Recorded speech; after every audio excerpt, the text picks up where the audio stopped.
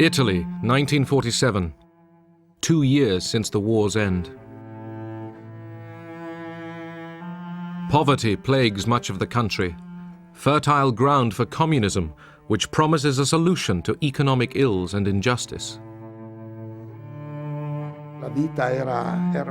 Life was extremely hard. Besides the political tensions, there was always a sense of having to tighten your belt.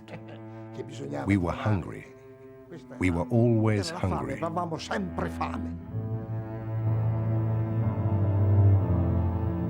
As membership of the Communist Party reaches 2 million, America fears that Italy and Western Europe could fall to communism.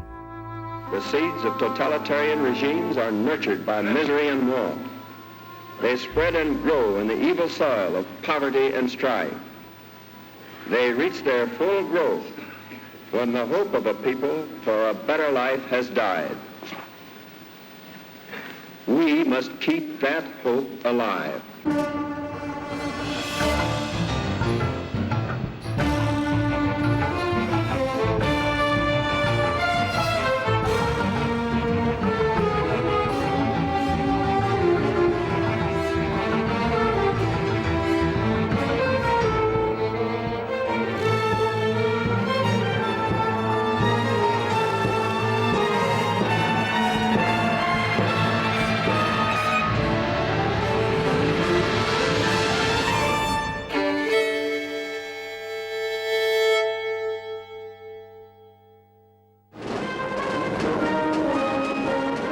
May Day in Moscow, 1947.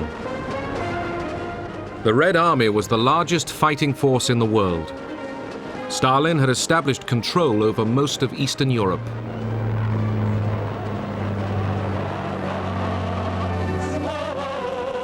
The Soviet Union offered an alternative model for society: public ownership and a centrally planned economy, in contrast to the Western belief in a mixed economy and free trade.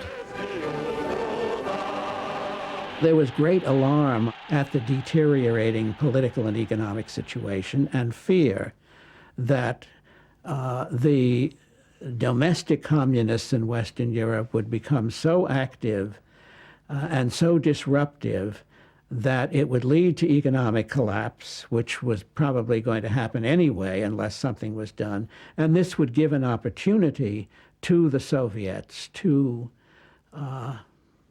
extend their influence in Western Europe. In February 1947, a financial crisis forced the British government to tell Washington they were ending aid to Greece and Turkey. The administration feared the Eastern Mediterranean might fall to communism. Truman used this opportunity to take the offensive.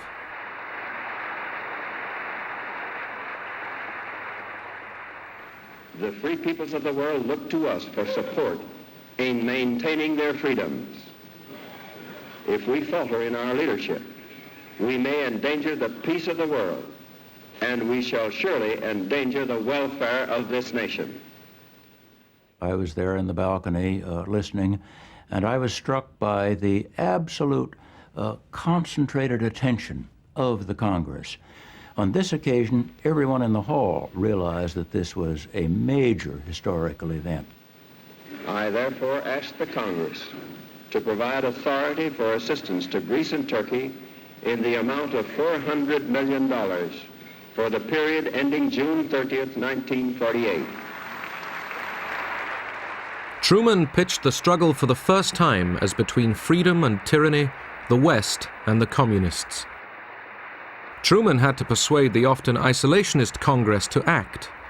The anti-communism of the Truman Doctrine did just that. The Truman speech reflected very clearly Truman's own character. He liked to see issues very clearly and to come up with clean-cut answers. After 5.5 years of a war to defeat fascism, Europe was bankrupt. Industry lay in ruins. Homes were in rubble. People struggled to survive.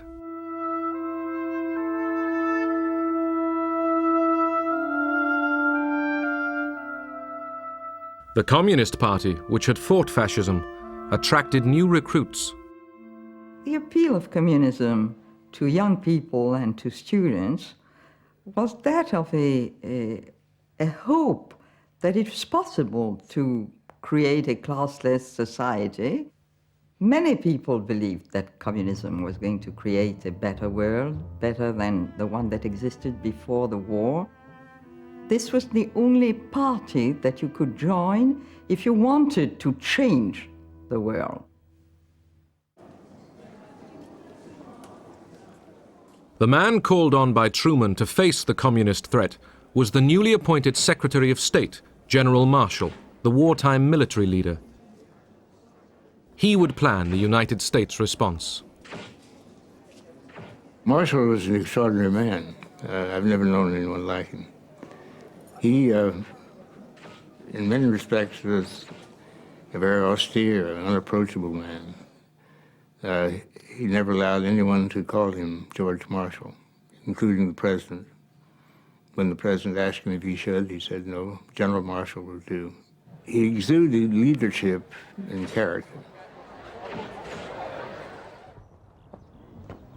In March, Marshall met Soviet Foreign Minister Molotov at a meeting in Moscow. Britain and France were there too. The Big Four tried to agree on the future of Germany.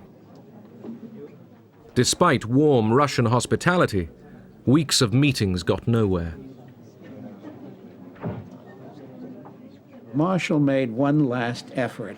He had an interview with Stalin in the Kremlin, and that interview convinced Marshall that what the Soviets were doing were stalling for time in order for the situation in Western and Central Europe to become more and more adverse, so that popular unrest would become greater and greater, the communists would grow in strength, and that maybe communist regimes would come to power in Western Europe without the Red Army having to invade.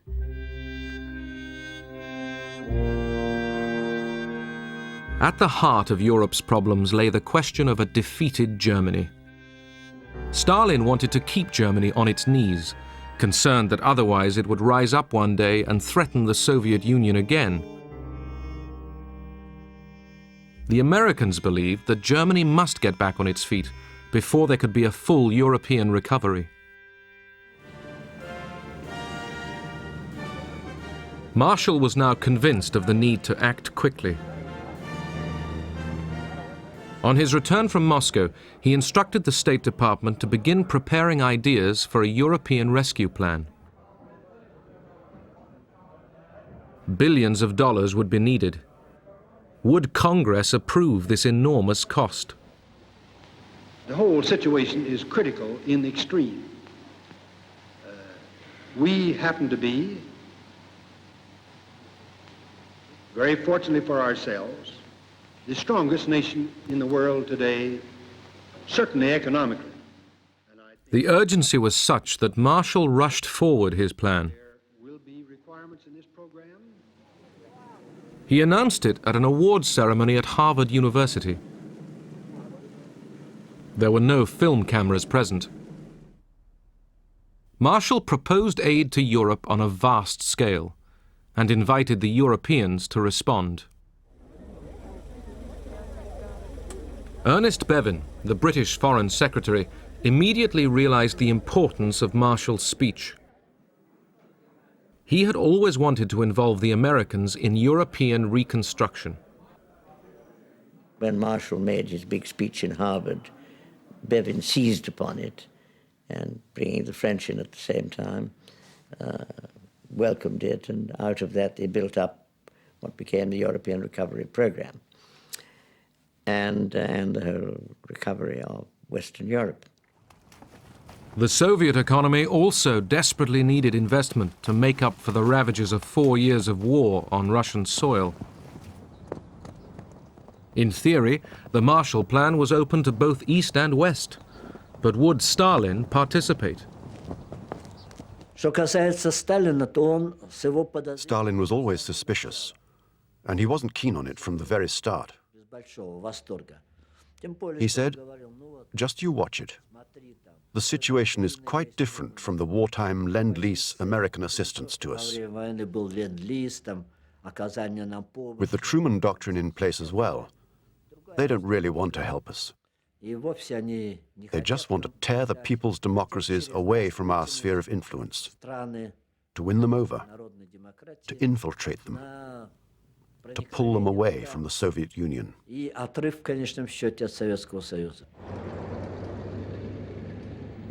In Paris, a foreign ministers' conference opened to frame the European response to the Marshall Plan. Despite Stalin's caution, Molotov and a large Soviet delegation turned up at the conference table. Molotov listened to all the reports and proposals, although he felt it was clearly not that straightforward, that the aid would be tied up with certain conditions. Throughout the Cold War, spies were used by both sides. At this critical point, spies in London were passing their Soviet controllers document after document. Dozens. I mean, all the diplomatic going in and out from the Foreign Office, we had access to everything. After 6 days of meetings in Paris, Soviet intelligence gave Stalin new information about the Marshall Plan. Our intelligence service knew everything. We've read all the documents which were produced by United States, by the government of the United States, which was sent to almost all European countries, including the government of the Soviet Union, but and other documents which were not sent to the Soviet Union. This information confirmed that America didn't really want us to participate in it. They just made this demonstrative gesture in order not to scare away those already dealing with them. Stalin abruptly told Molotov to pull out of the negotiations.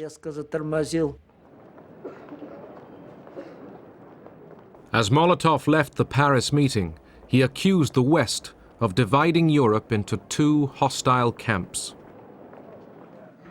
There never was any thought that the Soviets would actually join the Marshall Plan, but it was a desirable step to persuade the world that we really were being altruistic here. This was not basically an anti-communist, anti-Soviet measure, and should, by some miracle, the Soviets themselves join, or some of their satellite countries, we would have welcomed them in it. But we didn't think that was a realistic possibility. In Prague, the Czechoslovaks discussed whether to join the Marshall Plan. In the democratically elected government, a third of the ministers were communists. The reactions were absolutely positive. Even the communist ministers in the government, in the Czechoslovak government, agreed with our participation in Paris. That means to attend the conference to prepare the Marshall Plan. The decision of the Czechoslovak government was absolutely unanimous. Stalin summoned the Czech Prime Minister, Klement Gottwald, to Moscow. With him came the Foreign Minister, Jan Masaryk. They arrived on the afternoon of July 9th and waited. It was about 11 o'clock in the evening, that means before midnight. Somebody came that they should immediately go over to Kremlin. But the principal question put before them was that the Czechoslovak delegation shouldn't go over to Paris to attend to the conference on the Marshall Plan. Stalin said, if by 4 a.m. on the 11th of July you have not refused to attend, then be prepared. This will have serious consequences on our relations with you. Stalin was quite clear, quite rough, and he gave the ultimatum of 4 hours to our delegation to say their decision. Finally, the same government which accepted unanimously the presence in Paris rejected it. As far as the Marshall Plan is concerned, there was no normal discussion. There was practically only a quite clear order. You have to do it, and if you do not do it, so you are not our friends. You are betraying the Union, Soviet Union, and so on and so on. So this was quite clear. When the Czech delegation left Moscow, Gottwald read a prepared statement. He couldn't hide his discomfort. Народы станут еще крепче. Поэтому да здравствует вечная дружба и союз Советского Союза и Чехословакии, да здравствует героический советский народ и его великий вождь генералиссимус Сталин. Jan Masaryk was shattered by the experience. When he came out from the plane, he said quite clearly, I was going to Moscow as a minister of a free state, and I am returning as Stalin's slave. In September 1947, 16 European nations signed up for the Marshall Plan and requested $20 billion of aid. The Western Alliance began to take shape. The battle lines of the Cold War were being drawn. The primary purpose was compassionate goodwill, the notion that our former allies needed to have the help of the United States. План Маршалла Советским Союзом расценивался. The policy of the Marshall Plan was seen in the Soviet Union as the Americans wanting to impose their influence over the countries to which they gave Marshall aid. The Soviet Union could not accept that, believing it to be an aggressive act on behalf of the Americans. That is why the Marshall Plan was never accepted in our country. That September 1947, Stalin revived the pre-war Communist International as the Cominform. Through it, Stalin planned to control the countries of the Eastern Bloc. He also instructed communist parties in the West to take the initiative in seizing power. In American propaganda, the Cominform was represented as a sinister, shadowy conspiracy of evil. But its economic associate, Comecon, offered Russian aid to Eastern Bloc countries, sending grain to Czechoslovakia after a bad harvest.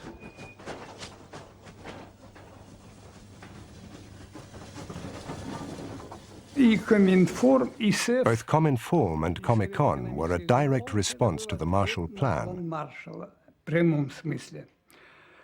On the one hand, the Cominform would follow the political, ideological line the Soviet Union wanted to adopt in the socialist countries. On the other hand, the aim of Comecon was to provide economic assistance in order to prevent these countries from being torn from our sphere of influence. February 1948, the Communists reach for power in Czechoslovakia. Workers' militias go on the march. Non-communists are arrested. Action committees take over the police and the labor unions. President Beneš capitulates. The red flag flies in the center of Prague. In just 5 days, the communists took over Czechoslovakia's government. Stalin's rule was imposed on the Czechs.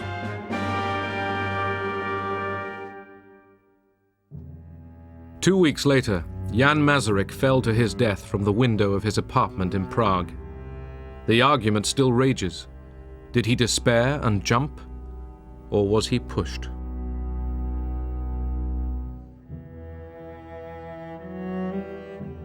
Masaryk was the son of Thomas Masaryk, the founder of the Czech state.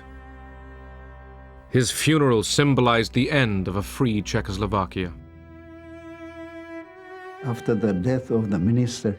And there were really tens of thousands of people who were coming to say farewell to the minister, the last farewell. They were crying and flowers and so on and so on. But the general persuasion was that there was really the end. We felt it like that, unfortunately.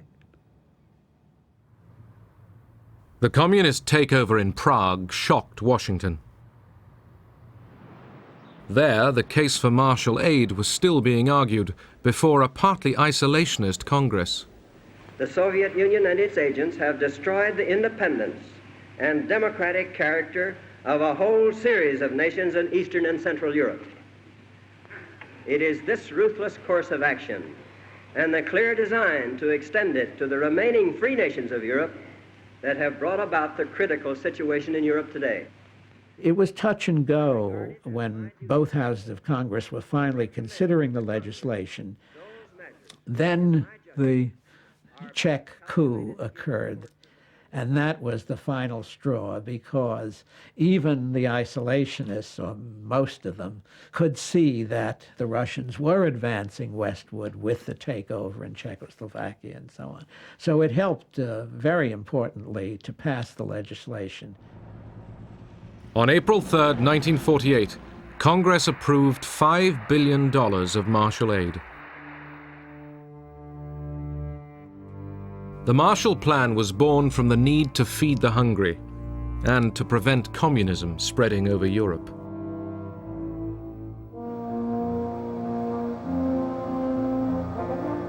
"20% of the aid were loans, 80% grants. The first shipments were foods and fertilizers.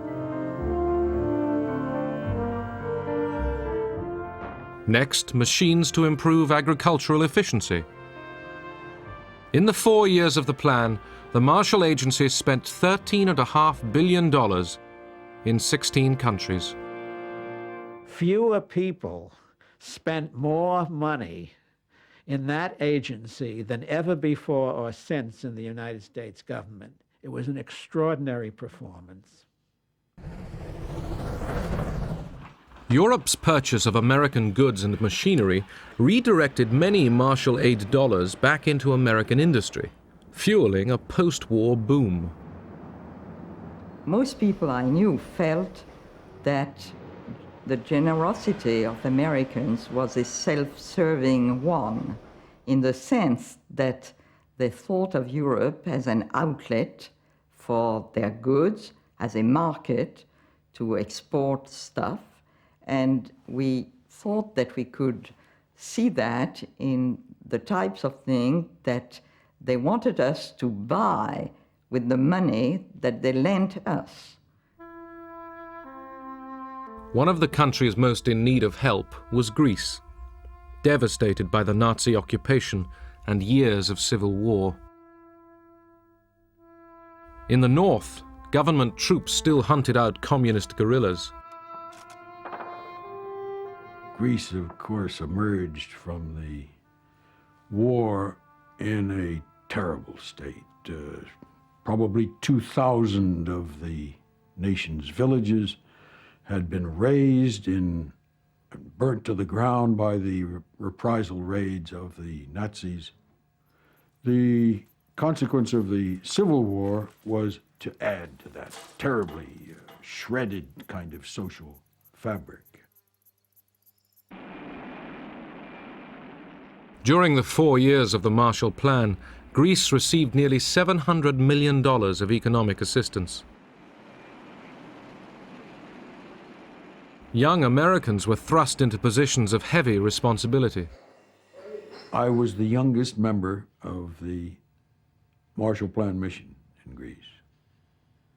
I arrived there at the age of 23, and to my astonishment, a year later, at age 24, there I was in charge of the Greek import program.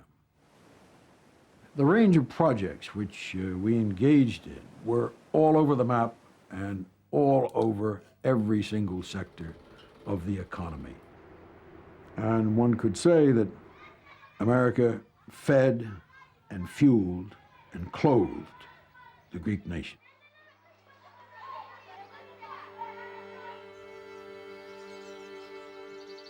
In the hill villages of northern Greece emerging from civil war, the Marshall Planners came up with a scheme to meet a local need.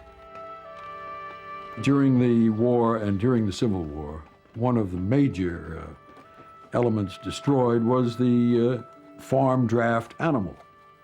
One of the decisions was to import that which we were accustomed to, which was the Missouri mule. And the Missouri mule is not only cantankerous, he's big.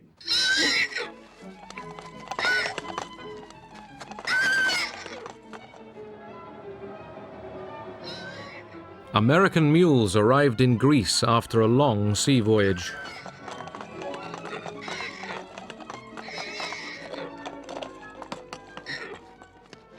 The village leaders informed us about the mules. We went down to the cooperative in Xanthi, and that's where they gave us the mules. The farmers drew lots. You took a piece of paper with the number of the mule written on it. Then you went to the overseer. He looked at your paper and gave the mule with that number to you. And then he said, "Take it."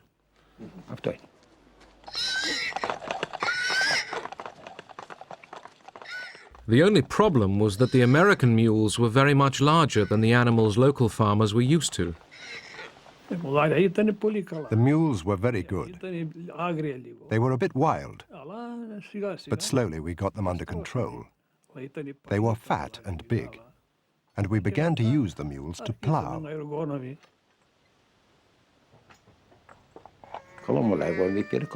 They were very good. They gave me a superb mule, and we started to plow.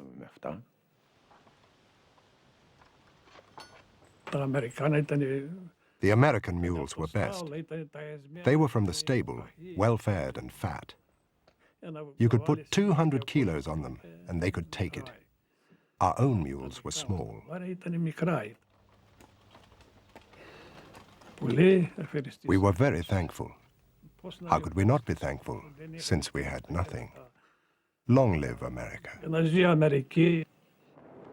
Industrial Europe faced other problems. France, 1947.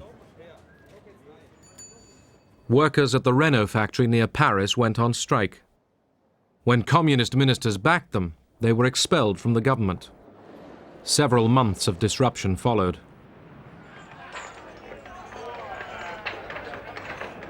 Strikes spread.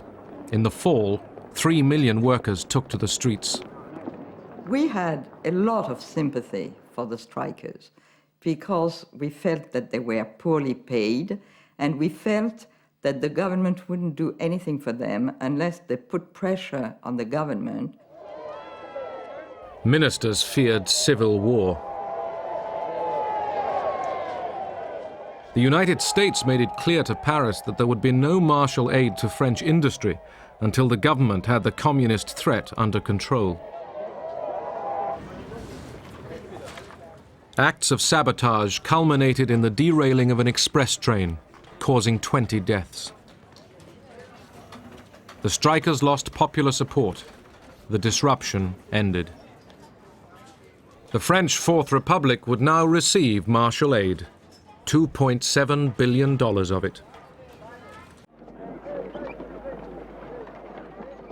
Yugoslavia had gone communist at the end of the war, without help from Moscow. The Yugoslav leader, Tito, became an ally of Stalin. But it was an uneasy alliance. Tito, in Stalin's view, was acquiring more and more an independent position in various ways, including international affairs.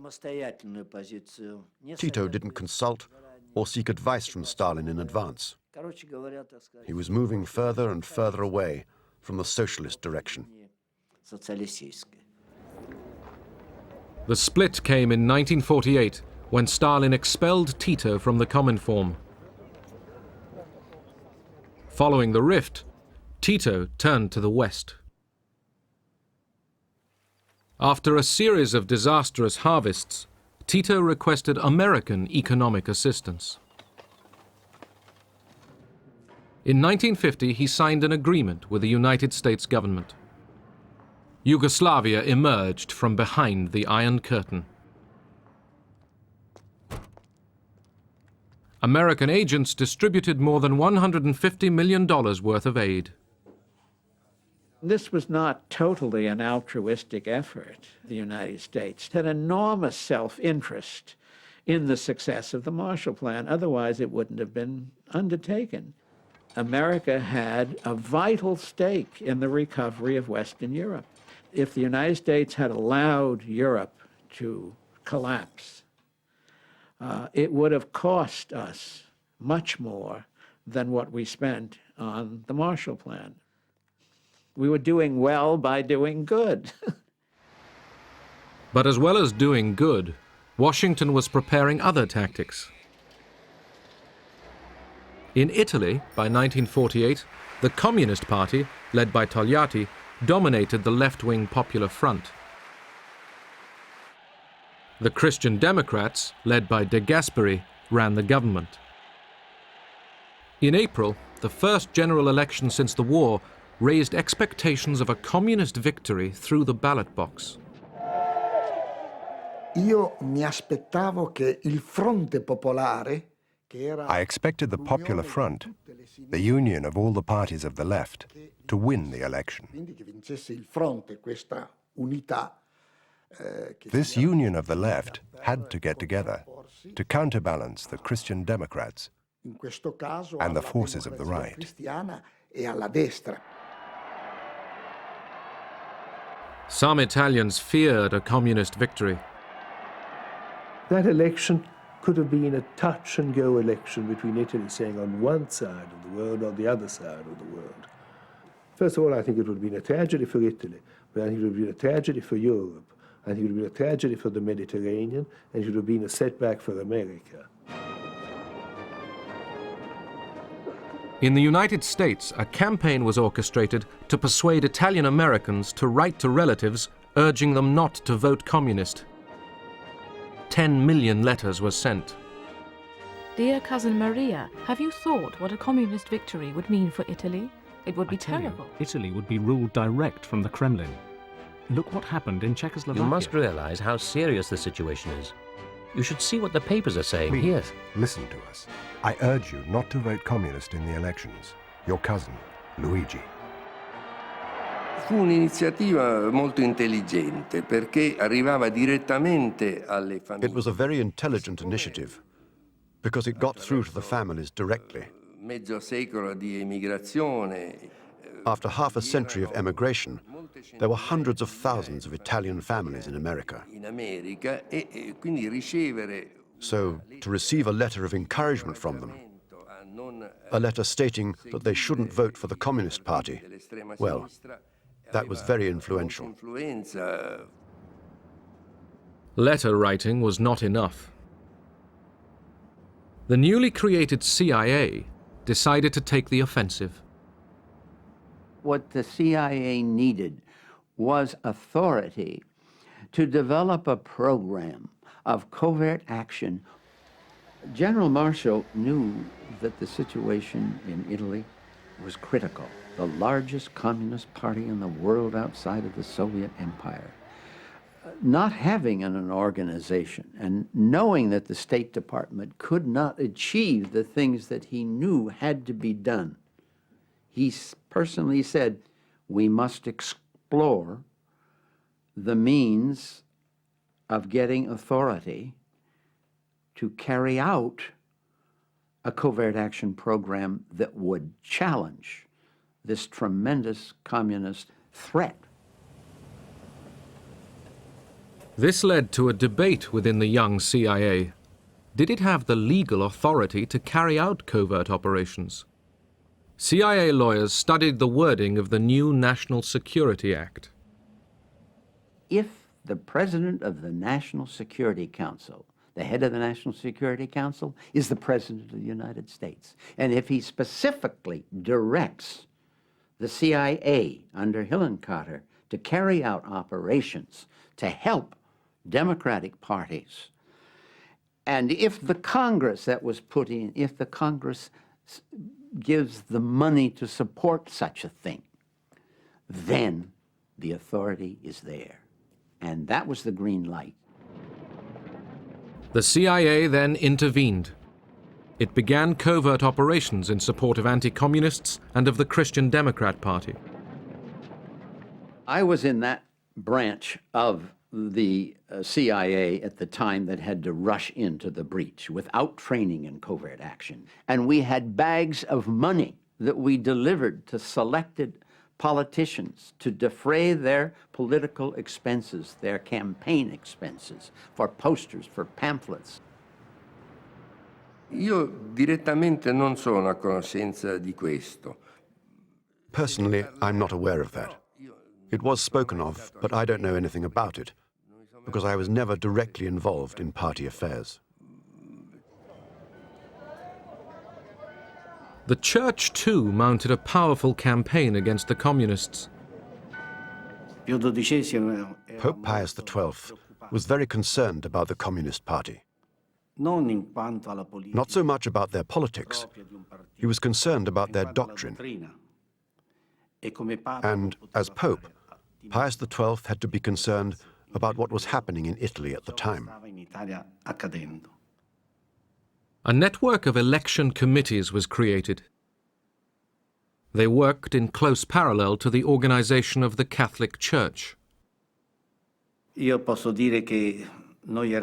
I can say that all the parties envied our electoral structure, and especially the creation of election posters.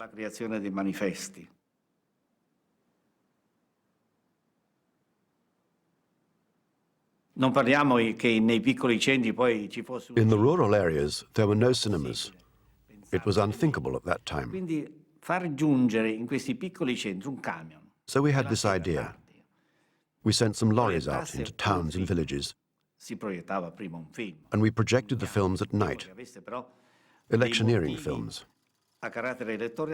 When we showed those films, everybody used to rush to the squares where the films were projected. They were always very crowded.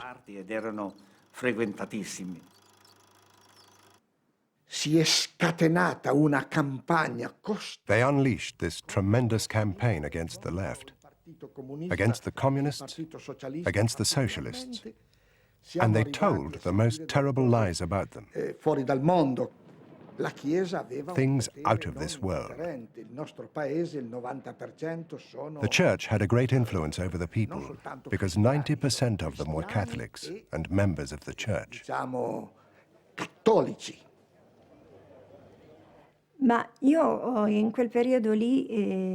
that particular time, I was a practicing Catholic. I was extremely rigorous about attending Mass. I never missed it. One Sunday I went to Mass, and the priest was preaching from the pulpit. And he said one sentence which struck me very deeply at the time. I still remember it. He said that the war against the communists was a holy war.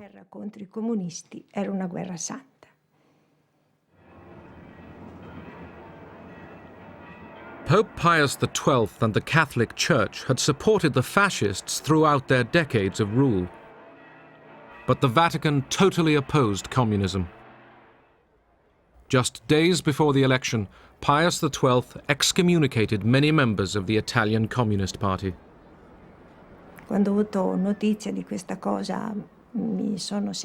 When I heard about it, I was terribly upset. To begin with, there was the fact that at the time I was engaged to my fiancé. We were getting married the next year, and this meant we couldn't get married in church.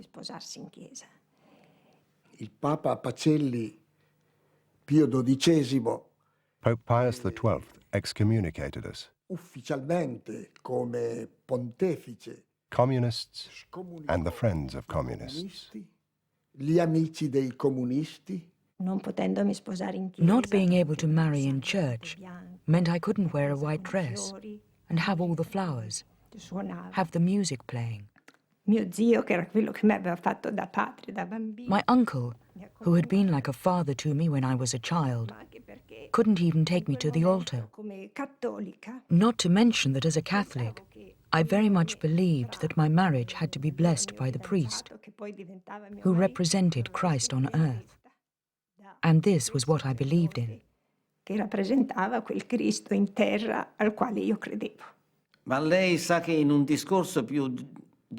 know that Pius XII, in one of his speeches, said you were either for Christ or against Christ. And the Communist Party was against Christ. They were clearly atheists. So, it was a duty of the Pope and of the Church to protect their people. So there was no other protection on the part of the Church but to organize all the Christian movements to oppose the Communist Party. On April 18, 1948, Italy went to the polls. The Christian Democrats won a landslide victory. Italy would remain a member of the Western Alliance. The communist share of the vote was almost halved. Ho pianto moltissimo. I cried so much. Perché We'd worked so hard to win this battle. It had been such an effort. I remember crying and crying and crying. La vittoria fu superiore a quello che... The victory was even greater than we had expected. It was the only time when we, on our own as Christian Democrats, had an absolute majority in Parliament. Parlamento. The CIA, too, drew its conclusions from the election victory. Well, it was very gratifying. We didn't know at that time that we had carried out the first political action, covert political action program in the history of American intelligence that would be followed by many, many, many more. Now that Italy had elected to stay in the Western Bloc, the United States released a flood of Marshall aid. In Turin, the Fiat Motor Company received giant new assembly line machines from Detroit and Pittsburgh. Fiat was re-equipped with some of the most sophisticated machinery in Europe.